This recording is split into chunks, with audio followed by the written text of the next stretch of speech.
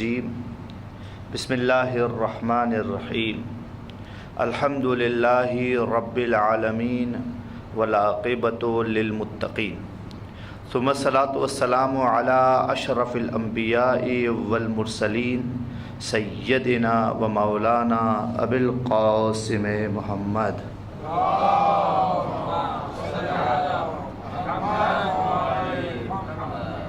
وآلہ الطیبین الطاہرین لا سیما بقیۃ اللہ الأعظم روحی و ارواح العالمین لتراب مقدمہ الفدا واللعنۃ الدائمۃ علی اعدائہم اجمعین من یومنا الی قیام یوم الدین اما بعد فقد قال اللہ تبارک و تعالی فی محکم کتابہ المجید ومتقن کلامہ المبین وقولہ الحق بسم اللہ الرحمن الرحیم لقد کرمنا بنی آدم وحملناہم فی البر والبحر ورزقناہم من الطیبات وفضلناہم علی کثیر ممن خلقنا تفضیلا۔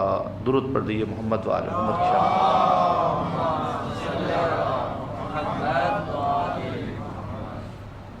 پروردگار عالم نے انسانوں کو جو عزت اور شرف اور جو کرامت عطا کی ہے اس کی کوئی نظیر کسی اور مخلوق میں نہیں ملتی، اور انسان کی کرامت کا خاص انداز پروردگار عالم نے یہ قرار دیا کہ آپ دیکھیں گے کہ وہ مخلوقات کے جو اپنا رزق، اپنا کھانا، اپنی غذا فراہم کرتے ہیں اور جو رزق اور غذا اور کھانے کے محتاج ہیں، ان میں پروردگار عالم نے انسان کو ایک خاص امتیاز عطا کیا کہ آپ دیکھیں تو تمام کے تمام جاندار اپنے رزق کو منہ جھکا کر اس رزق کے قریب لے کر جاتے ہیں منہ کو اور اپنا رزق فراہم کرتے ہیں، لیکن پروردگار عالم نے انسان کو یہ فضیلت عطا کی، یہ کرامت دی کہ انسان اپنے رزق کو اپنے ہاتھوں سے اٹھا کے اپنے منہ کے قریب لے کر آتا ہے، اور اسی عمل میں اس رزق کو یہ اشارہ کرتا ہے کہ دیکھ کہ تو نبات تھا، تو جماد تھا، تو اب اس انسان کا جز بننے والا ہے کہ اب جب تو میرے جسم کا حصہ بن جائے گا تو تجھے بھی میرے پاس آنے کے بعد کرامت مل جائے گی، تو بھی اس عظمتوں میں، اس وقار میں شریک ہو جائے گا۔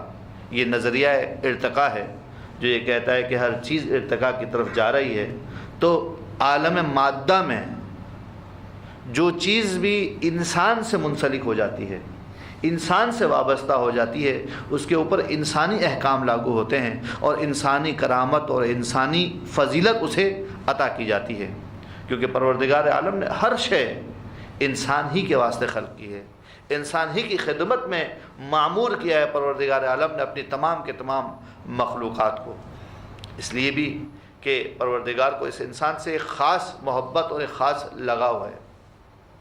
اسی سلسلے کو آگے رکھتے ہوئے، بڑھاتے ہوئے، ایک بات کل کی ادھوری رہ گئی تھی، اس کو مکمل کرتا ہوا آگے بڑھوں کہ کیا وجہ ہے، وہ کیا وجہ ہے کہ جس کی وجہ سے، جس کے باعث پروردگار عالم نے انسان کو مسجود ملائکہ قرار دیا اور ملائکہ کو یہ حکم دیا کہ تم انسان کو سجدہ کرو۔ روایات میں ملتا ہے کہ کچھ لوگ آئے حضرت ختمی مرتبت کے پاس اور انہوں نے ایک سوال کیا، سوال سے معلوم ہو جائے گا کہ آنے والے کون ہیں۔ سوال کیا، یا رسول اللہ اخبرنا، اے اللہ کے رسول آپ ہمیں خبر دیجئے، علی افضل ام الملائکۃ، علی افضل ہیں یا ملائکہ افضل ہیں؟ علی کا مقام بلند ہے یا ملائکہ کا مقام بلند ہے؟ اب سوال ہی بتا رہا ہے کہ سوال پوچھنے والے منافق ہیں۔ یہ بات علی سے اور ملائکہ کا مقایسہ کر رہے ہو، یہ تو ایک خاص مقام جو پروردگار عالم میں انسان کو عطا کیا ہے، وہ انسانی رتبے کے اعتبار سے ایک عام سادہ انسان ملائکہ سے بلند اور افضل ہے، تو علی کی بات کیسے کر رہے ہو تمہیں یعنی علی کی فضیلت پہ شک ہو رہا ہے، ڈاؤٹ ہو رہا ہے؟ تو اللہ کے رسول نے کہا کہ حل شرفت الملائکۃ، کیا ملائکہ کو جو شرف ملا ہے، کیا مقام ملا ہے، وہ کسی اور وجہ سے ملا اس کے علاوہ کہ الا لحبھا لعلی ولمحمد؟ ملائکہ کو پروردگار عالم نے شرافت اور مقام عطا کیا ہے، وہ فقط اور فقط اس وجہ سے عطا کیا ہے کہ ملائکہ علی اور محمد سے محبت کرتے ہیں۔ ملائکہ کو جو مقام ملا ہے وہ ان کے وسیلے سے ملا ہے۔ پھر اس کے بعد اگلے مرحلے میں ایک روایت آگے بڑھی ہے اور رسول نے ارشاد فرمایا کہ کوئی بھی علی سے محبت کرنے والا ایسا نہیں ہے جو اپنے دل کو کدورتوں سے، آلائشوں سے، بدنیتیوں سے اور گناہوں سے پاک کر لے۔ جو مومن بھی، جو مومن نہیں، جو محب علی اپنے اندر یہ کوالٹیز پیدا کر لے کہ اپنے دل کو پاک کر دے کدورتوں سے، آلائشوں سے، بدنیتیوں سے اور گناہوں کی آلائشوں سے، وہ محب بھی ان فرشتوں سے افضل ہے۔ اس سے پہلے کہ میں آگے گفتگو بڑھاؤں، ایک عالم مادے میں یہ یوں سمجھ لیے کہ عالم مخلوقات میں ایک قیامت تو ہم سنتے ہیں کہ جو آئے گی، جسے محشر کہا جاتا ہے، کہ جہاں پہ تمام کے تمام انسانوں کو پروردگار عالم ایک میدان میں جمع کر دے گا، بڑا ہی اذیتناک ماحول ہوگا، تکلیف دہ منظر ہوگا، وہ ساری تکلیفیں اپنی جگہ پر جو قیامت کا منظر ہے۔ اس محشر سے پہلے ایک اور محشر برپا ہو چکی ہے، آپ اس کا محشر نام رکھیں، جو بھی نام رکھیں، لیکن ایک اجتماع ہوا ہے۔ وہ آخری اجتماع، یہ پہلا اجتماع۔ سورہ مبارکہ اعراف کی 171ویں آیت میں پروردگار عالم نے ارشاد فرمایا، اذ اخذ ربک من بنی آدم من ظہورہم ذریتہم۔ اس وقت کو یاد کرو، اس وقت کو دہراؤ، ذہنوں میں لاؤ جب پروردگار عالم نے بنی آدم سے، ان کی پشتوں سے تمام کے تمام بنی آدم کو نکال لیا، محضر پہ لے کر آئے، شاہد بنا دیا، مشہود بنا دیا، لے کر آگے سامنے اتخاذ کیا انہیں، تمام کے تمام بنی آدم کو جو ذریت آدم میں ہونے والے تھے ان سب کو آدم کی پشتوں سے نکالا اور ایک جگہ حاضر کر دیا۔ وَأَشْهَدَهُمْ عَلَىٰ أَنفُسِهِمْ، اور ان سے کہا کہ تم اپنا گواہ خود بننا۔ سب کو نکالا اور ان سے یہ قول و قرار دے گیا کہ آج جو باتیں ہوں گی اس باتوں میں تم اس معاملے میں اپنے گواہ خود ہو، ہم تم پر گواہ نہیں رکھیں گے۔ جب یہ طے ہو گیا تو پروردگار عالم نے ان لوگوں سے کہا، الستُ بربکم، کیا میں تمہارا رب نہیں ہوں؟ قالوا بلا، سب نے مل کر کہا کہ یقیناً تو ہمارا پروردگار ہے۔ یہ پروردگار عالم نے کیوں کیا؟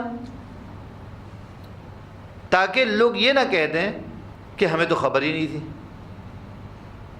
ہمیں تو موقع ہی نہیں ملا۔ یہ معاملہ روز الست کے نام سے علماء کی زبان پر یہ تعبیر موجود ہے، روز الست کے، جس کو میں نے آپ کی خدمت میں کہا تھا محشر اولا، جو نام بھی دے، روز الست ایک دن ہے کہ ابھی پروردگار عالم نے اس جہان فانی میں انسان کو بھیجا نہیں ہے، ابھی انسان کو نکالا ہے اور اس کے سامنے اپنی ربوبیت کا اعلان کیا ہے۔ لیکن اتنا یاد رکھیے گا کہ اس دن صرف یہ نہیں ہوا تھا، بہت کچھ ہوا، اور جو ہوا وہ روایات میں موجود ہے۔ ایک روایت پڑھتا ہوں آپ کی خدمت میں۔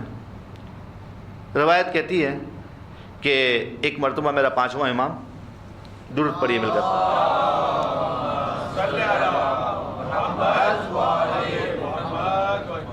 پانچواں امام، ایک پھل امام کے ہاتھ میں ہے، امام اس پھل کو کھا رہے ہیں، اور بڑے ہی غور سے میرے ساتھ رہیے گا، انشاءاللہ مزہ آئے گا، لطف آئے گا اگر ایمان جاگ رہا ہوگا تو۔ امام نے پھل کا لقمہ لیا اور ایک دم تھوک دیا اور پھینک دیا، اور پھینکنے کے بعد کہا تجھ پہ خدا کی لعنت ہو۔ اب سوالات اٹھیں گے نا، اب ہمیں جو سکھایا گیا ہے بچپن سے کہ رزق کا احترام کرو، رزق کا یہ کرو، رزق کا وہ کرو، امام کیسے کیسے کر سکتے ہیں؟ امام کو سکھایا نہیں جاتا، امام سے سیکھا جاتا ہے۔ امام کو سکھایا نہیں جاتا، امام سے سیکھا جاتا ہے، کیونکہ وہ ذات ہیں، وہ شخصیات ہیں کہ جن کے صدقے میں پروردگار عالم نے پوری کائنات کو خلق کیا ہے۔ کسی نے اعتراض کر دیا امام پر، سوال کر دیا کہ مولا یہ کیا بات ہوئی؟ کہا کہ تمہیں نہیں معلوم ہے، جب روز الست اس دن پروردگار عالم نے ان پھلوں کے سامنے بھی، ہر چیز کے سامنے بھی، ان پھلوں کے سامنے ہماری محبت کو پیش کیا تھا، تو جن پھلوں نے ہماری محبت کا اقرار کیا وہ میٹھے ہوئے، اور جنہوں نے اقرار نہیں کیا وہ ایسے ہی ہوئے۔ تو جو محبت اہل بیت سے دور ہو تو لعنت تو مستحق بنتا ہے۔ اب منہ سے اظہار کرو نہ کرو وہ الگ مسئلہ ہے، لیکن بہرحال انسان یہ سوچتا ہے کہ جن کے صدقے میں تجھے خلق کیا گیا ہے تو اسی کو نہیں مان رہا، تو اس سے بڑا بدبخت کیا ہوگا۔ یہ روزہ الست کا واقعہ۔ ایک اور روایت پڑھتا ہوں، یہ روایت بھی میرے پانچویں امام سے۔ امام فرماتے ہیں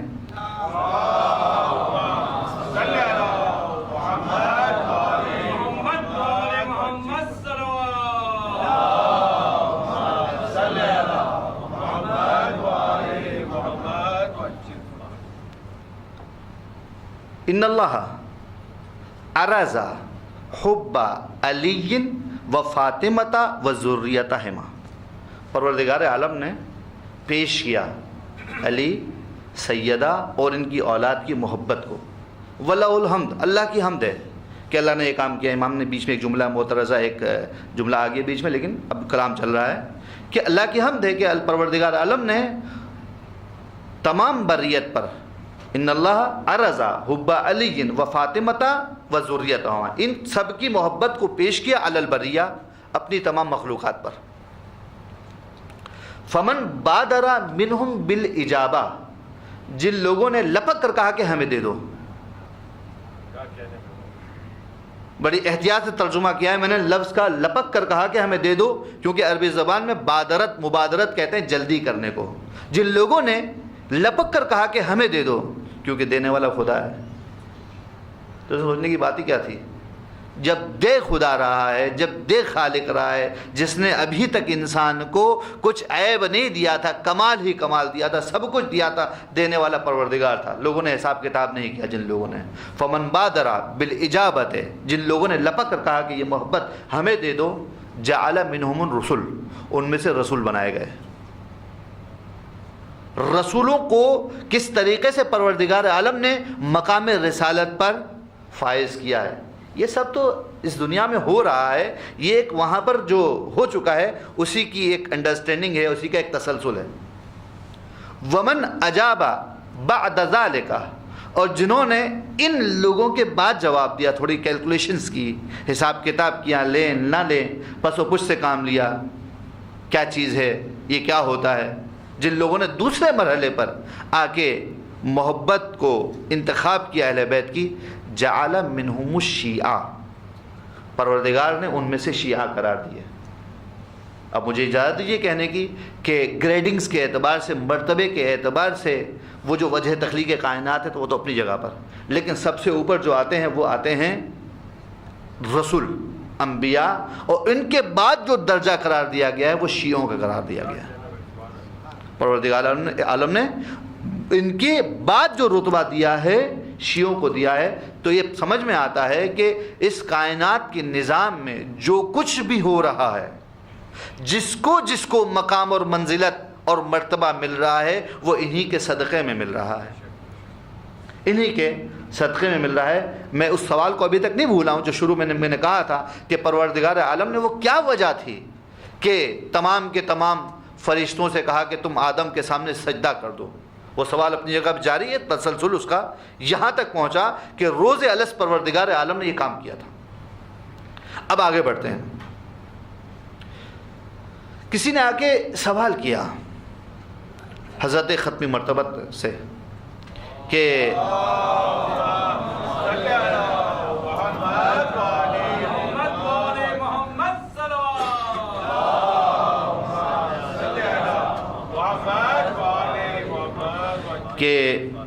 یہ کیوں پروردگار عالم نے جو ہے وہ فرشتوں کو یہ حکم دیا سجدہ کرنے کا؟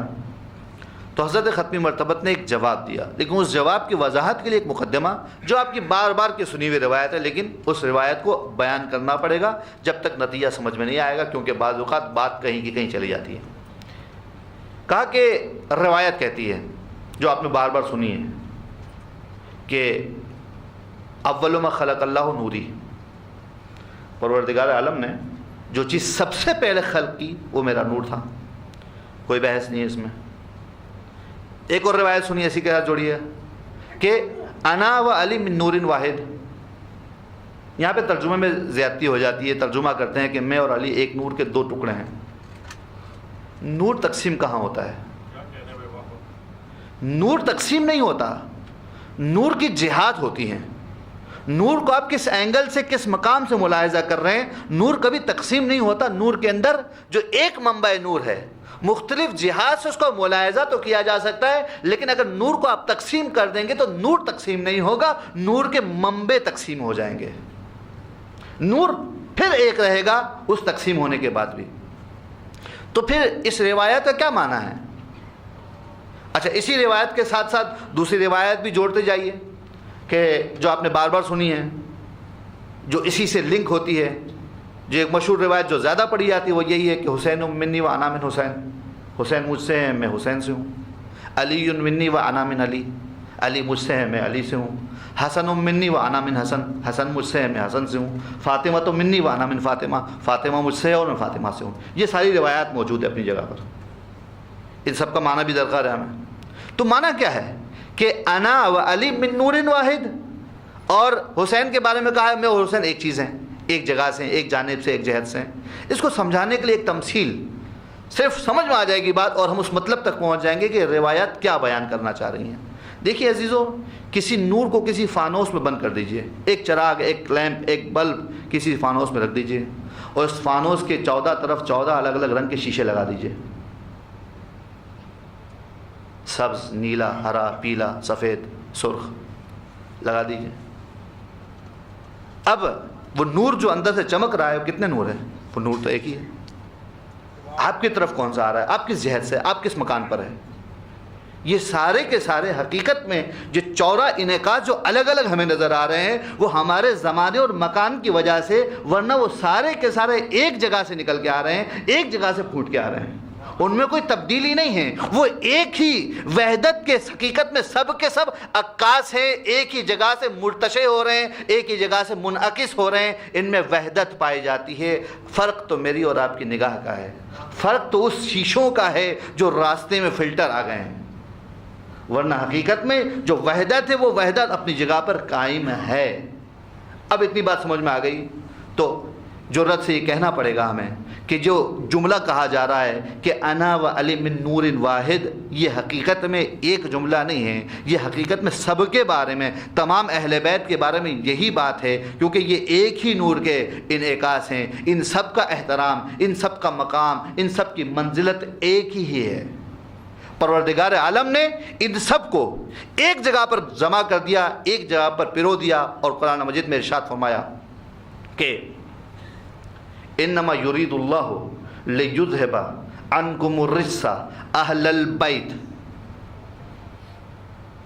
یہاں پہ ترجمہ کرتے ہیں ہم کہ اے نبی کے گھر والوں، پروردگار عالم نے تم سے ہر قسم کی رجس اور پلیدی کو دور کر دیا، اور تم کو ایسا پاک و پاکیزہ کیا جیسا پاک و پاکیزہ کرنے کا حق ہے۔ ترجمہ سن لیا، میں نے پڑھ بھی لیا، لیکن اس میں گڑبڑ ہے۔ ایک سوال کرتا ہوں، یہ نبی کے گھر والوں میں خود نبی شامل ہے یا نہیں ہے؟ جو عربی زبان کے اعتبار سے اضافت آتی ہے، ہمارے پاس بھی آتی ہے، میرے دوست، میں اپنے دوستوں کا بڑا خیال رکھتا ہوں، تو کیا اس کے اندر مراد یہ ہوتی ہے کہ میں اپنا بھی خیال رکھتا ہوں یا نہیں؟ اپنے علاوہ کی بات ہو رہی ہے۔ میں اپنے گھر والوں کا بڑا احترام کرتا ہوں، تو کیا اس میں مراد یہ ہے کہ گھر والوں میں بھی شامل ہوں، یا میرے گھر والے میرے سوا ہیں؟ یقیناً میرے گھر والے میرے سوا ہیں، میں اور ہوں، میرے گھر والے اور ہیں، ان کی نسبت میری طرف ہے۔ اگر اس آیت کا ترجمہ یہ کیا جائے تو لوگوں کو بڑی جرأت بھی ہوگی، سوال بھی کریں گے کہ بھائی اس اہل بیت کے اندر تو زوجات بھی شامل ہیں، اس اہل بیت میں تو فلانی بھی شامل ہیں، ماموں بھی شامل ہے، سسر بھی شامل ہے، پتہ نہیں کس کس کو شامل کرنے کے بارے میں بحث شروع ہو جائے گی، اور ہے بھی۔ کیوں؟ کیونکہ آیت کو صحیح طریقے سے پیش نہیں کیا گیا، کیونکہ عربی زبان کے اعتبار سے قرآن مجید میں جو لفظ آیا ہے وہ آیا اہل البیت، البیت آیا ہے، یہ نہیں کہا کہ اہل بیت النبی۔ البیت آیا ہے تو یہاں پر بیت سے مراد کیا ہے؟ بیت النبی ہے یا بیت النبوہ ہے؟ دونوں میں فرق ہے۔ بیت النبی کہیں گے تو نبی باہر رہ جائیں گے اور نبی کے بیت میں جو ہے وہ داخل ہو جائے گا۔ اب ام سلمہ بھی داخل ہو سکتی ہیں، اب دوسری زوجات بھی داخل ہو سکتی ہیں، اور دور دور کے رشتے دار بھی لے آؤ گے آپ اس میں آگے۔ لیکن اگر مراد اہل البیت سے اہل بیت نبوت ہو تو اہل بیت نبوت میں نبوت کے گھرانے میں تو صرف عصمت آتی ہے۔ نبوت کے گھرانے میں جو چیز داخل ہوتی ہے وہ فقط اور فقط عصمت ہے، معصومیت ہے۔ انبیاء داخل ہو سکتے ہیں، صاحبان عصمت داخل ہو سکتے ہیں، صاحبات مقام داخل ہو سکتے ہیں، صاحبان عظمت داخل ہو سکتے ہیں۔ تو اب سمجھ میں آ رہا ہے کہ قرآن مجید کی آیت کیا کہہ رہی ہے کہ انما یرید اللہ لیذھب عنکم الرجس، اور اسی کے اندر خود بخود حضرت ختم مرتبت بھی داخل ہو جائیں گے۔ اے خاندان نبوت، نہ کہ خاندان نبی، اے خاندان نبوت، تم سے پروردگار عالم ہر قسم کی برائی کو اور رزق کو دور رکھنا چاہتا ہے اور تم کو ایسا پاک و پاکیزہ رکھنا چاہتا ہے کہ جس کے اندر کسی قسم کا شک و شائبہ نہیں ہوگا۔ اب اگر یہ معنی کر دیں تو کوئی جرأت کر کے بتا دے، کوئی آ کے بتا دے کہ اس کو بھی داخل کرو، اس کو بھی داخل کرو، نہ آپ کسی اور کو داخل کر پاؤ گے اور جو نہ داخل ہے اس کو نکال پاؤ گے، کیونکہ یہاں پہ ملاک اور پیمانہ نبوت کا دیا گیا ہے، اہل بیت نبوت کو۔ تو بس میں یہ کہہ رہا تھا کہ پروردگار عالم نے ان سب کو ایک کلمے میں سمو دیا ہے، ایک کلمے میں پرو دیا ہے، وہ ہے اہل بیت نبوہ، نبوت کا گھرانہ۔ جب اتنی بات ہو گئی، 3 مرحلے تھے۔ پروردگار عالم نے سب سے پہلے میرا نور خلق کیا، میں اور علی ایک نور سے ہیں، اور اس بیان کے بعد ان نوروں میں کوئی فرق نہیں ہے، یہ سب کے سب ایک ہی مرکز سے نکل کے آ رہے ہیں۔ اب روایت سن لیے۔ کسی نے سوال کیا، یا رسول اللہ، پروردگار عالم نے کیوں فرشتوں سے کہا کہ جا کے آدم کو سجدہ کرو؟ تو جواب دیا، جب پروردگار عالم نے حضرت آدم کے پتلے کو بنایا، حضرت آدم کے اندر تمام کے تمام ذریت آدم کو رکھ دیا اور میرے نور کو رکھ دیا، تو اس کے بعد پروردگار عالم نے فرشتوں کو یہ حکم دیا کہ تم آدم کو سجدہ کرو اکرامن لنا، ہمارے اکرام کی وجہ سے، کیونکہ صلب آدم میں ہم پائے جاتے ہیں۔ تو یہ وہ نقطہ تھا کہ جس کی وجہ سے پروردگار عالم نے حضرت انسان کو کرامت بخشی، عظمت بخشی، وقار بخشا۔ تو پروردگار عالم نے اس طریقے سے انسان کو جو عظمت دینے کا فیصلہ کیا، اس کی واحد وجہ یہ تھی کہ اس نوع انسانی میں پروردگار عالم کچھ ایسے لوگوں کو بھیجے گا کہ جن کو وجہ تخلیق کائنات قرار دیا گیا ہے، جن کے صدقے میں پروردگار عالم نے پوری کی پوری کائنات کو خلق کیا ہے۔ اب اتنا معنی سمجھ میں آ جائے تو آیتوں کو مکمل کرتا ہوں میں جو پہلے دن شروع کی تھی۔ شیطان کے سامنے پروردگار عالم نے جب، بلکہ فرشتوں اور سب کے سامنے پروردگار عالم نے حکم رکھا کہ تم سجدہ کرو، تو شیطان نے کیا کہا تھا؟ شیطان نے کہا تھا کہ الا ابلیس وقال اسجد لمن خلقتہ طینا، کیا میں اس کو سجدہ کروں جس کو تو نے مٹی سے خلق کیا؟ یہاں پر آ کر اس ابلیس کی مٹی پلید ہو گئی اور پروردگار عالم نے جو کچھ کیا آیتیں آپ کے سامنے ہیں۔ لیکن اس کے فوراً بعد خود شیطان نے پروردگار عالم سے خطاب کیا اور یہ کہا، ارایت کا حاضر الذی کرمت علیہ، اے پروردگار، اے خدا، اے معبود، کیا تو نے دیکھا بھی ہے اس کو جس کو تو نے مجھ پر کرامت اور عظمت بخشی ہے؟ پروٹیسٹ کر رہا ہے اپنا، اور اپنے علم کو پروردگار کے سامنے پیش کر رہا ہے، کیونکہ پروردگار نے سجدہ کرنے کو کہا تھا، اس نے سجدہ نہیں کیا اور پروردگار نے راندہ درگاہ کر دیا۔ تو ایک مرتبہ پروردگار سے نعوذ باللہ توہین کر رہا ہے، پروردگار کے اقدس میں پروردگار کے علم کا انکار کر رہا ہے، اور یہ باتیں آپ کی خدمت میں کل عرض کر چکا ہوں۔ تو شیطان نے یہ کہا کہ ارایت کا حاضر الذی کرمت علیہ، کہ تو نے اس کو دیکھا ہے جس کو تو نے مجھ پر کرامت بخشی ہے، عظمت دی ہے، مقام دیا ہے، اور مجھے یہ کہا ہے کہ تو جا کے سجدہ کر لوں۔ لئن اخرتنی الی یوم القیامہ، اگر تو مجھے قیامت کے دن تک کی مہلت دے دے، اجازت دے دے، رخصت دے دے، لأحتنکن، میں ان سب کو گمراہ کروں گا، ذریتہ، آدم کی تمام ذریت کو، الا قلیلہ، سوائے کچھ لوگوں کے، الا قلیلا۔ تو اس کا مطلب یہ ہے کہ پہلے میں نے بتایا تھا آپ کو کہ پروردگار عالم انسان میں کچھ دیکھ رہا ہے، فرشتے کچھ دیکھ رہے ہیں، شیطان کچھ دیکھ رہا ہے۔ اب سمجھ میں آ رہا ہے کہ شیطان کچھ چیزیں نہیں دیکھ رہا ہے، سب کچھ دیکھ رہا ہے، لیکن کچھ کو اگنور کر رہا ہے، لیکن اگنور کر نہیں پا رہا ہے۔ لہذا پروردگار کی بارگاہ میں کہا کہ میں ان سب کو بہکاؤں گا، ان سب کو اپنا غلام بناؤں گا، ان سب کو اپنے قبضے میں کروں گا سوائے قلیل لوگوں کے۔ تو کوئی آ کے شیطان سے پوچھے نا کہ وہ قلیل کون ہے جن کو تو نہیں بہکائے گا یا نہیں بہکا پائے گا؟ بڑا فرق ہے کسی چیز کے نہ کرنے میں اور کسی چیز کے نہ کر سکنے میں۔ یا تو یہ کہیں نعوذ باللہ کہ شیطان جو ہے وہ کچھ لوگوں کے احترام کا قائل ہے کہ نہیں میں ان کا احترام کرتا ہوں، ان کی عزت کرتا ہوں، ان کے پاس نہیں جاؤں گا، یا تو شیطان یہ کہہ رہا ہے، یہ بات ہے اس کی نگاہ میں، یا شیطان کے نگاہ میں ان کے اطوار ہی بتا رہے ہیں کہ یہ لوگ پروردگار کے خاص بندے ہیں، خاص عباد اللہ ہیں کہ جن تک میری رسائی ہو ہی نہیں سکتی، میں اپنا زور لگاؤں گا جب بھی میں کچھ نہیں کر پاؤں گا۔ تو اب واضح سی بات ہے کہ شیطان جو انسان کا اتنا خطرناک دشمن ہے کہ جس نے پروردگار کی بارگاہ میں کھڑے ہو کر قسم کھائی ہے کہ پروردگار میں نے بہکاؤں گا ضرور۔ اور عجیب آدمی ہے، عجیب آدمی کہ عجیب شیطان ہے، کیونکہ شیطان ہے۔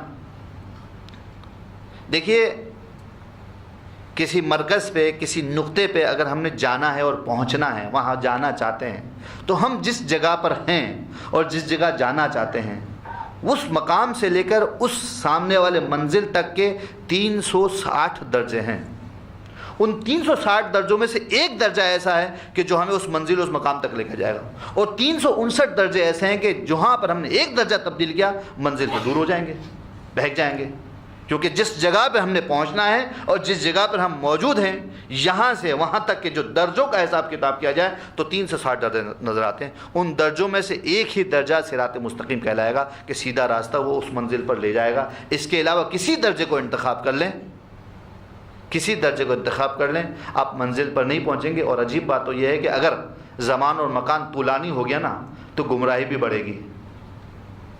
اگر 1 کلومیٹر کے فاصلے پر کسی منزل پر جانا ہو اور ہم نے ایک درجے کا انحراف کیا تو کتنا فرق پڑے گا، لیکن 1000 کلومیٹر پہ جانا ہو تو ایک درجے سے کتنے کلومیٹر، کتنے ہزاروں کلومیٹر کا فرق پڑنے والا ہے۔ تو لہٰذا جتنا زیادہ زمان اور مکان بڑھے گا اتنا زیادہ ایک درجے کے انحراف سے گمراہی اور ضلالت بڑھے گی، یہ تو فیکٹ ہے۔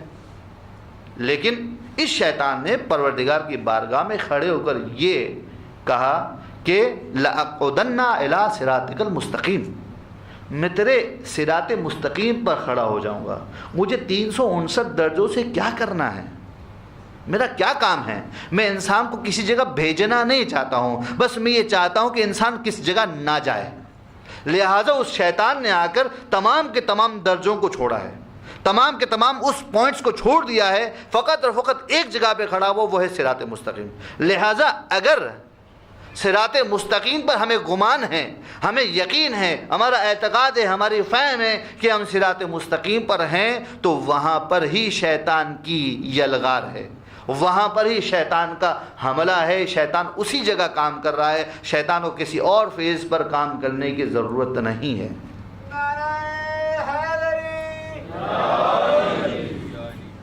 اب شیطان اس فیز پر کام کر رہا ہے اور سب کو چھوڑ کر اپنی محنتوں کو، اپنی زحمتوں کو 20% کام کر کے 80% رزلٹ دے گا۔ 20-80 کا فارمولہ آپ کے ذہنوں میں ہوگا، دنیا والوں کی نگاہ میں بڑا ویلیوبل فارمولہ ہے، جو یہ کہتا ہے کہ دنیا کی 20% آبادی ایسی ہے کہ جو 20% کام کرتی ہے اور 80% فوائد بٹورتی ہے، اور دنیا کی 80% آبادی ایسی ہے کہ جو 80% کام کرتی ہے اور ان بیچاروں کے ہاتھ میں 20% فوائد آتے ہیں۔ اس کو اسمارٹنس کی دلیل کے طور پر پیش کیا جاتا ہے۔ آپ چاہیں تو نیٹ وغیرہ پہ اس پہ آپ نے سرچ کیجئے کیا کیا لوگوں نے اس کے بارے میں لکھا ہوا ہے۔ تو شیطان بھی بہت اسمارٹ کام کر رہا ہے، وہ کام اس کا یہی ہے کہ ساری جگہوں کو چھوڑ کر صراط مستقیم پر بیٹھا ہے۔ شیطان یہاں پر آ کر انسان کو بہکانے کی کوشش کرتا ہے، اور شیطان کے بہکانے کے طریقے کیا ہیں؟ کس طریقے سے شیطان انسان کو بہکاتا ہے؟ کبھی شیطان انسان کو بے عمل کر دیتا ہے، بے عمل کر لے گا تو انسان کے پاس کچھ ہوگا ہی نہیں، لیکن یہ شیطان کی منزل نہیں ہے، کیونکہ بہرحال پروردگار عالم بے عمل کو یہ بخشنے والا ہے۔ یہ شیطان کی منزل نہیں ہے بے عملی۔ اگر ہمیں شیطان نے بے عمل بنا دیا ہے تو اس کی منزل نہیں ہے۔ آپ یہ مت سمجھیے کہ اگر آپ سے ایک وقت کی نماز اس نے چھین لی، 5 دن کے روزے چھین لیے، کار خیر چھین لیا، آپ کو بے عمل بنا دیا تو شیطان یہاں پر ٹھہرے گا۔ یہ تو حقیقت میں پیاز کے چھلکوں کی طرح کی پورے ہیں، یہ کورز ہیں ہمارے ایمان کے گرد، جن کو آہستہ آہستہ کر کے شیطان اتارتا ہے، کیونکہ اسے اس جگہ پہنچنا ہے کہ جو مرکز ہے، جس کے بعد انسانیت اذل و سبیلا ہو جاتی ہے، جس کے بعد اگر وہ انسان سے نکل جائے تو قرآن مجید کی آیت یہ کہتی ہے کہ اولئک کالانعام، کہ یہ تو چوپائے ہیں، بل ہم اذل و سبیلا، بلکہ ان سے بھی گئے گزرے ہیں۔ تو حقیقت میں ہمارے اعمال ہمارے ایمان کے گرد شیلٹرز ہیں، شیلز ہیں، کورز ہیں جو ایمان کو بچائے رکھتے ہیں، کیونکہ شیطان ڈائریکٹ ایمان پر حملہ کر نہیں سکتا، لہٰذا انسان سے آہستہ آہستہ چیزیں چھینتا ہے، اور جب بھی کچھ چھینتا ہے تو جشن مناتا ہے، جب بھی کچھ چھینتا ہے تو وہ جشن مناتا ہے، کیونکہ اسے اپنی منزل قریب نظر آ رہی ہوتی ہے۔ ہم اگنور کرتے ہیں، ہم سمجھتے ہیں کہ کوئی بات نہیں، ایک نماز چلا گئی تو کیا ہو گیا، ہم دوسری چیزوں کو کور کر لیں گے، لیکن شیطان کے لیے یہی بات، ہماری خوش فہمی اس کے لیے بہت ہی سہارے کا سبب بنتی ہے کہ اس نے ایک چیز چھوڑی ہے، کل دوسری چیز چھوڑے گا، پرسوں تیسری چیز چھوڑے گا، اور اس کے بعد آہستہ آہستہ کر کے یہ انسان چیزوں کو چھوڑتا چلا جائے گا اور اپنے پروردگار سے دور ہو جائے گا۔ اور جب انسان اپنے پروردگار سے دور ہو گیا تو پروردگار کے خاص بندوں سے خود بخود دور ہو جائے گا، کیونکہ پروردگار اور اہل بیت آمنے سامنے تو ہے نہیں، مقابل تو ہے نہیں کہ آپ نے کہا کہ ہم پروردگار کو چھوڑ دیں گے تو اہل بیت کے پاس آ جائیں گے، تو یہ تو ایک ہی جانب کے ہیں۔ اگر انسان یہ سوچتا ہے کہ میں پروردگار سے دور ہو گیا تو اہل بیت کے قریب ہوں، تو اس کی بھول ہے، نافہمی ہے، کج فہمی ہے۔ کیوں؟ کیونکہ وہ ایک ہی سائیڈ ہے، وہ ایک ہی طرف ہے، وہ ایک ہی سمت ہے۔ اگر اس سمت سے انسان دور ہوگا تو قہری نتیجہ ہے، اگر پروردگار سے دور ہوا تو قطعاً اس کے لیے گنجائش نہیں ہے وہ حضرت ختمی مرتبت کے قریب پہنچ جائے، ائمہ اہل بیت کے قریب پہنچے، کوئی گنجائش نہیں ہے۔ یہ جملہ تو بہت اچھا لگا ہوگا آپ کو، جملہ بدل دیتا ہوں، اگر کوئی اہل بیت سے دور ہو جائے تو یہ نہ سمجھے کہ میں خدا کے قریب ہوں۔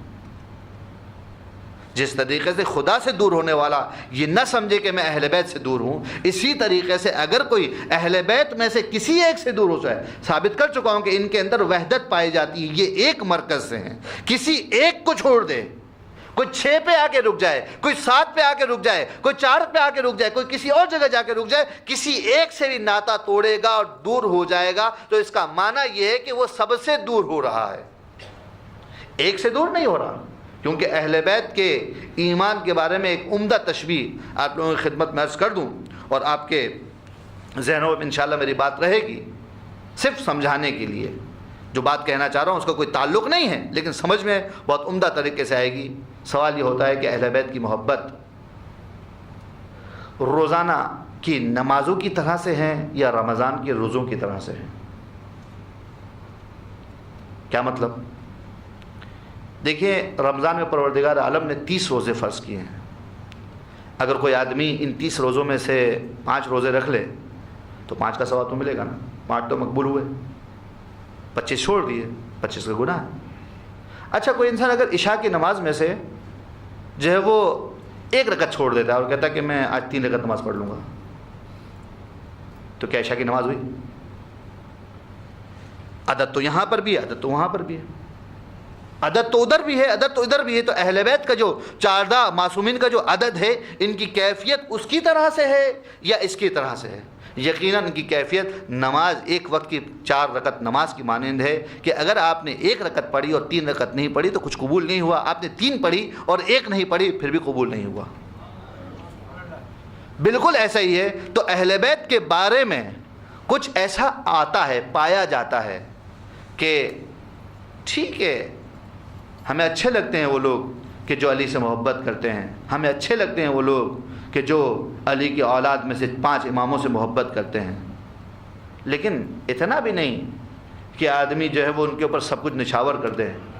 فرق کے اعتبار سے ان میں کوئی فرق نہیں ہے، جن نے 1 کو نہیں مانا، جس نے 4 کو اور 6 کو نہیں مانا، کوئی فرق نہیں ہے، کیونکہ ان سب کے اندر ایک وحدت پائی جاتی ہے۔ حقیقت میں سب کی بات کر رہا ہوں، سب کے اندر ایک ہی بات پائی جاتی ہے، انہوں نے حقیقت میں رسول کو نہیں مانا، انہوں نے حقیقت میں پروردگار کو نہیں مانا۔ کیوں؟ اس لیے کہ اگر یہ رسول کو مانتے تو انکار تھوڑے کرتے ہیں، اور جس نے رسول کا انکار کیا اس نے پروردگار کا انکار کیا، کیونکہ رسول کو پروردگار کا فرستادہ ماننے کے باوجود کہہ رہا ہے کہ تم اللہ کے بھیجے ہوئے ہو، جب اللہ کا بھیجا ہوا ہے جس کے بارے میں قرآن یہ کہہ رہا ہے کہ وما ينطق عن الهوى ان هو الا وحی یوحی، یہ سب ماننے کے باوجود بھی رسول کی نہیں مان رہے ہو، اس کا مطلب یہ ہے کہ رسول کو پروردگار کا فرستادہ بھی نہیں مان رہے ہو، کیونکہ رسول کو تم معصوم عن خطا نہیں مان رہے ہو۔ لہٰذا حقیقت میں آئمہ کا انکار کسی ایک کا انکار اس بات کا باعث بنتا ہے کہ یہ انسان انکار کر بیٹھے رسول کا، اور رسول کا انکار پروردگار کا انکار ہے۔ لہٰذا ائمہ اہل بیت کے ایمان کے وہاں سے یہ بات بالکل واضح ہے کہ جب تک یہ عدد پورا نہیں ہوتا ایمان نہیں آتا۔ جب یہ بات آ گئی ہے تو ایک اور بات آپ کی خدمت میں عرض کر کے ربط مصائب کی طرف آتا ہوں، اور یہ بھی ہمارے عقیدے کا اہم ترین مسئلہ ہے کہ جو علماء نے بیان کیا اور جو لوگوں نے سنا، ان دونوں میں فرق ہے، کیونکہ علماء نے جو چیزیں بیان کی علمی اعتبار سے وہ کتابوں میں رہ گئی، اور جو لوگوں تک پہنچائی گئی باتیں وہ ممبر پر اور اسپیچز کے ذریعے سے پہنچی ہیں، اور اسپیچ اور ممبر کے خاص تقاضے ہوتے ہیں۔ چونکہ اہل بیت ائمہ علیہم السلام کی جب باتیں آتی ہیں ہمارے سامنے تو ہم تقابل میں آ جاتے ہیں، دوسروں کے مقابلے میں بات کرنے لگتے ہیں کہ ایسا ہے ایسا ہے۔ یہاں پہ ایک بات کہتا چلوں کہ ہم علی کو امام اس لیے نہیں مانتے کہ علی کا علم سب سے زیادہ تھا، قطعاً نہیں، ایسا نہیں۔ ہم علی کو امام اس لیے نہیں مانتے کہ علی کی شجاعت سب سے زیادہ تھی، قطعاً ایسا نہیں۔ ہم علی کو امام اس لیے نہیں مانتے کہ علی سب سے پہلا ایمان لانے والا ہے، قطعاً نہیں ہے ایسا۔ ہم علی کو امام اس لیے نہیں مانتے ہیں کہ علی کو پروردگار عالم نے اتنی شجاعت اور طاقت عطا فرمائی، نہیں، ایسا نہیں ہے۔ ہم علی کو امام مانتے ہیں فقط ایک وجہ سے، وہ کیا ہے؟ وہ وجہ یہ کہ رسول نے علی کے بارے میں کہا کہ یہ امام ہے، بس، اور کوئی وجہ نہیں ہے ہمارے پاس۔ دنیا جا کے ڈھونڈتی رہے کہ جو سب سے شجاع ہوگا اس کو امام بنائیں گے، بنایا لوگوں نے۔ دنیا جا کے ڈھونڈے کہ جو سب سے زیادہ بوڑھا ہوگا اس کو امام بنائیں گے، بنایا لوگوں نے آ کے، لیکن اسی راستے میں ہمیشہ گمراہی کا شکار ہوتے رہے۔ ہاں، ہم جب ان سے بات کرتے ہیں تو کہتے ہیں کہ اگر تم یہ باتیں کرتے ہو تو ہمارے پاس جواب ہے اس کا، کہ اگر تم یہ کہتے ہو کہ شجاعت کی وجہ سے کوئی امام ہونا چاہیے تو علی سے بڑھ کر شجاع کون ہے؟ اگر تم یہ کہتے ہو کہ علم کی وجہ سے اس کو امام ہونا چاہیے تو علی سے بڑھ کر عالم کون ہے؟ اگر تم یہ کہتے ہو کہ قضاوت کی وجہ سے کسی کو امام ہونا چاہیے تو علی کے بارے میں رسول خدا فرما گئے کہ اغزاکم علی، علی تم نے سب سے زیادہ فیصلہ کرنے والا ہے، سب سے زیادہ بہتر فیصلہ کرنے والا ہے۔ اگر تم اس طریقے سے آؤ گے تو ہمارے پاس جواب ہے، لیکن ہم علی کو اس لیے نہیں مانتے۔ ہم علی کو اس لیے مانتے ہیں کہ رسول نے علی کے بارے میں کہا ہے کہ یہ امام ہے۔ اب بتاؤ کون ہے رسول کا اطاعت کرنے والا، ہم یا تم؟ تم تو بڑے دعوے کرتے ہو یا رسول اللہ۔ اگر تم یا رسول اللہ کے اتنے بڑے دعوے دار ہو تو آؤ نا، جو رسول نے کہا ہے اس کو مان کے دکھاؤ، جو رسول تمہیں دے دے۔ قرآن مجید کہہ رہا ہے وما آتاکم الرسول فخذوہ، جو پروردگار عالم یہ کہہ رہا ہے کہ جو تم کو رسول دے دے وہ لے لو، اور جس سے روک دے اس سے رک جاؤ۔ تم نے نہ رسول کے دیے ہوئے کو لیا اور نہ جن سے رسول نے روکا تھا ان سے رکے۔ رسول نے کتنے لوگوں کو مدینہ سے باہر نکال دیا تھا، مردود قرار دیا تھا، نام نہیں لینا چاہتا، لیکن رسول کے جانے کے بعد تم نے انہیں اپنی چھاتی پہ بٹھا لیا۔ تم نے کہا کہ تم ہمارے عزیز ہو، جن کے بارے میں شریعت اور قانون یہ کہتا ہے کہ اس بیٹے اور اس باپ میں رشتہ نہیں ہے ماں باپ کا، یہ لاولد ہے، اس میں کوئی حلیت نہیں ہے، شرعی اعتبار سے رابطہ نہیں ہے ان دونوں کے درمیان۔ شریعت منع کرتی ہے کہ حرام زادے کو اس باپ کی طرف نسبت دو، لیکن پھر بھی تم نے اس کو نسبت دی، تو بس مانو اس بات کو کہ تم رسول کو رسول نہیں مانتے، خدا کو خدا نہیں مانتے، اطاعت ہے ہی نہیں تمہارے پاس۔ اطاعت سیکھنی ہو تو آؤ آ کے اطاعت سیکھو خاندان اہل بیت کے ماننے والوں سے، اطاعت سیکھو کہ اطاعت کسے کہتے ہیں، اور ایسی اطاعت آپ کو اس کی نظیر کربلا میں نظر آئے گی۔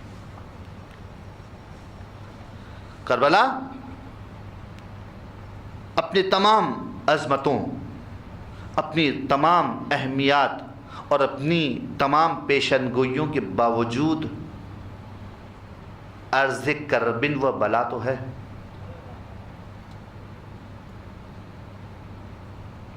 جتنی عظمتیں ہوں، جتنا مقام ہو، جتنا وقار ہو، لیکن میرا مولا اس زمین کو ہاذہی ارض کربن و بلا کے نام سے یاد کرتا ہے کہ یہ زمین کرب و بلا کی زمین ہے۔ تاریخ کہتی ہے کہ جب 2 محرم کو یہ قافلہ کربلا کی سرزمین پر پہنچا تو بہن نے سوال کیا، بھیا کیا ہوا، کیا بات ہے؟ جب سے اس زمین پر پہنچے ہیں میرے دل میں عجیب سی کیفیات ہو رہی ہیں۔ واللہ آپ بتائیے، یہ جو کیفیات کا احساس بیویوں نے پہلے دن محسوس کیا تھا، کہ یہ دن گزرنے کے بعد یہ احساس کم ہوا یا بڑھتا گیا؟ جوں جوں اس کربلا کے روز گزرتے گئے یہ احساس کرب و بلا کا بڑھتا چلا گیا۔ تاریخ یہ کہتی ہے کہ 11 محرم کو ابن زیاد نے اس قافلے کو، اس لٹے ہوئے قافلے کو 2 حصوں میں تقسیم کیا۔ ایک سالاروں کا قافلہ جس قافلے میں صرف سر تھے، نیزوں پہ سر رکھ کر کوفہ بھیج دیے گئے۔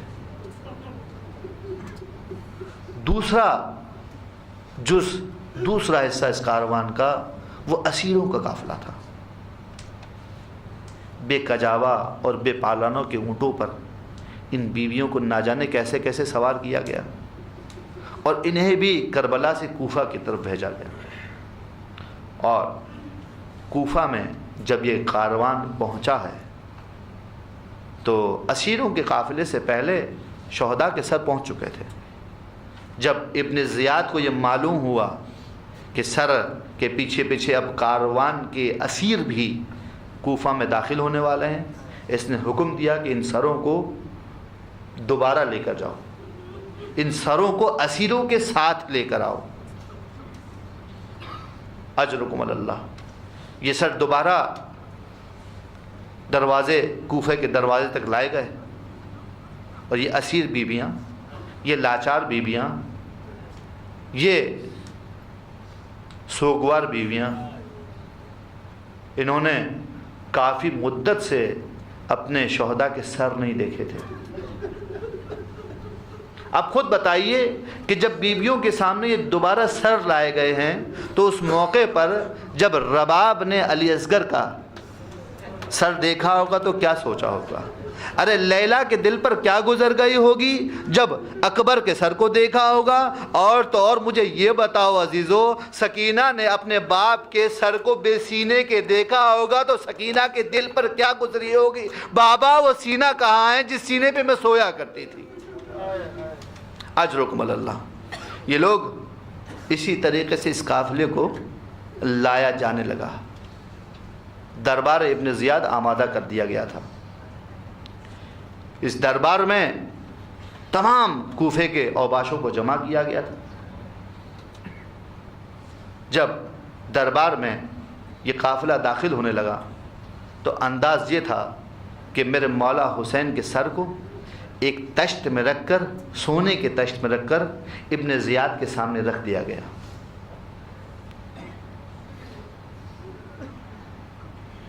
اور اس مقام پر ابن زیاد اپنی اس چھڑی سے لبائے حسین کے ساتھ توہین کرتا ہوا مسلسل توہین کر رہا تھا۔ ایک مرتبہ ایک جملہ ابن زیاد کے زبان پر جاری ہوا. ابن زیاد کہنے لگا حسین تم کتنے جلدی بوڑھے ہو گئے. یہ جملہ سننا تھا. کونے سے بیٹھی ہوئی ایک بیوی کی آواز بلند ہوئی اور اس بیوی نے کہا ابن زیاد میرا بھائی بوڑھا نہیں تھا, اکبر کی موت نے میرے بھائی کو بوڑھا کر دیا. اجرکم اللہ, خدا کوئی غم نہ دے سوائے غم اہل بیت کے. ایک مرتبہ یہ جملہ سننا تھا, ابن زیاد کو پیش آ گیا. لیکن اس سے پہلے بی بی زینب کی کیفیت بھی سن لیجئے. جب یہ بیویاں اس دربار میں وارد ہوئی ہیں اور یہ سب سر ابن زیاد کے پاس لایا گیا ہے, تو تاریخ نے لکھا ہے کہ بی بی زینب کے تن پر انتہائی بوسیدہ لباس تھا. دیلم اور ترکوں کے اسیروں کی طرح انہیں لایا گیا تھا. بی بی انتہائی خاموشی کے ساتھ, ارے وہ بی بی آج کوفے میں اسیر ہو کے آئی ہے جس کوفے کی وہ کبھی شہزادی ہوتی تھی. ارے روایت یہ کہتی ہے کہ بی بی زینب آہستہ آہستہ چلتی ہوئی لونڈیوں اور کنیزوں کے جھرمٹ میں جا کر بیٹھ گئی کہ کوئی پہچان نہ سکے. ارے مجھے لگتا ہے کہ جب زینب اس دربار میں وارد ہوئی ہوں گی تو زینب کے دل میں ایک سوال آیا ہوگا اور باپ سے سوال کیا ہوگا, بابا کل جب مدینہ میں آپ مجھے نانا کے روزے پہ زیارت پر لے جایا کرتے تھے تو میں آپ اور حسنین کے جھرمٹ میں ہوتی تھی. جب قبر شریف پر لے کر جاتے تھے تو بابا آپ چراغوں کو گل کر دیتے تھے. بابا آج آؤ آپ کی زینب کو دیکھو. ارے زینب کے سر پر چادر نہیں ہے. ارے زینب اسیروں کی طرح سے, کنیزوں کی طرح سے اس میدان میں لائی گئی. اجرکم اللہ. گفتگو آگے بڑھتی رہی. ایک مرتبہ ان اسیروں کے, ان جلے ہوئوں کے قافلوں کے, ان کے دلوں کو جلانے کے لیے ابن زیاد نے ایک جملہ کہا. ابن زیاد نے کہا تم نے دیکھا تمہارے پروردگار نے تمہارے ساتھ کیا کیا, تمہارے پروردگار نے تمہیں کتنا ذلیل و رسوا کیا. ایک مرتبہ علی کی شیر دل بیٹی نے وہ جملے کہے ہیں کہ جس کے بعد سمجھ میں آتا ہے کہ علی کی بیٹی کی منزلت اور مقام کیا ہے. بی بی زینب ارشاد فرماتی ہے ما رأیت الا جمیلا, میں نے کچھ بھی نہیں دیکھا. اگر اکبر کا سر کاٹا گیا تو یہ بھی پروردگار کا جمال ہے. ارے حسین کا سر کاٹا گیا تو یہ بھی پروردگار کا جمال ہے. ارے اصغر کے گلے میں سیشوبہ تیر لگا, یہ بھی پروردگار کا جمال ہے. ما رأیت منہ الا جمیلا, میں نے پروردگار کے جمال کے سوا کچھ بھی نہیں دیکھا.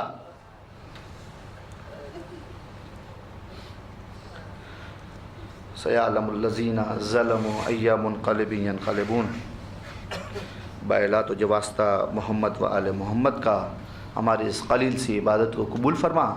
بائلات و جواسطہ محمد و آل محمد کا جہاں کہیں بھی اہل بیت کے شیعہ موجود ہیں ان کی جان مال عزت آبرو کی حفاظت فرما. بائلات و جواسطہ محمد و آل محمد کا جو پریشان احوال ان کی پریشانیوں کو برطرف فرما. جو بے روزگار نے روزگار عطا فرما. بائلات و جواسطہ محمد و آل محمد کا جو طالب علم اپنی تعلیمی سرگرمیوں کی پریشانیوں کی پریشانیوں کو برطرف فرما. بائلات و جواسطہ محمد و آل محمد کا جو والدین اپنی اولاد کی ازدواج اور شادی کے پریشان ان کی پریشانیوں کو برطرف فرما.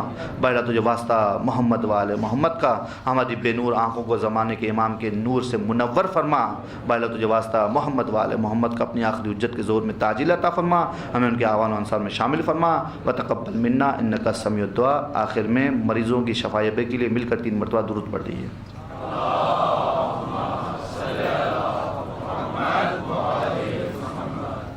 اللہم صلی علی محمد و آل محمد. اللہم صلی علی محمد و آل محمد.